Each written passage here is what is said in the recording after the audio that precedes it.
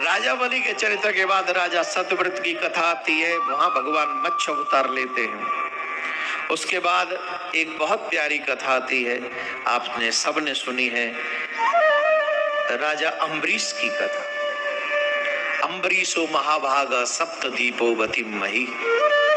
श्रोतागण ध्यान से सुने, एकादशी का व्रत बहुत महत्वपूर्ण होता है। एकादशी का व्रत मेरे भगवान को, नारायण को, श्री कृष्ण को विशेष प्रिय है। उस एकादशी के व्रत में हमें कुछ मांगना नहीं चाहिए भगवान से।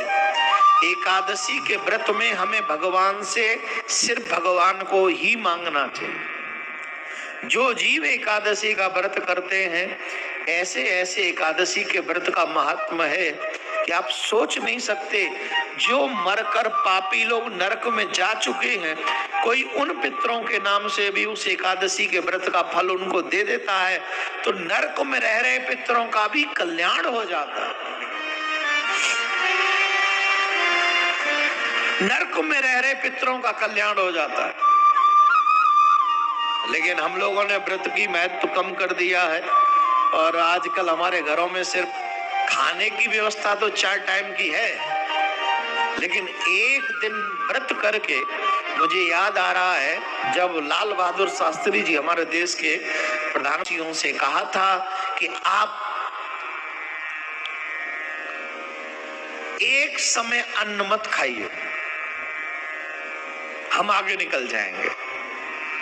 और पूरे देश ने उनकी बात को स्वीकार किया था। एक समय अन्न नहीं खाए, सोमवार को अन्न नहीं, या कुछ ऐसा कहा था उन्होंने, फिर नहीं हुआ, वो वैसा ही हुआ जैसा उन्होंने कहा। दूसरा, चीन में और जापान में एक बात होती है, जो चीज महंगी होती है, चीन के या जापान के लोग जो है 2-4 हफ्ते उस चीज को यूज नहीं करते। तो जो जमा करके बैठे रहते हैं ना, उनके हौसले पस्त हो जाते हैं, वो छोड़ देते हैं, फिर आ जाती है मार्केट में। अभी प्याज पहुंच गई 200 रुपए, और तुम्हें प्याज ही खानी है।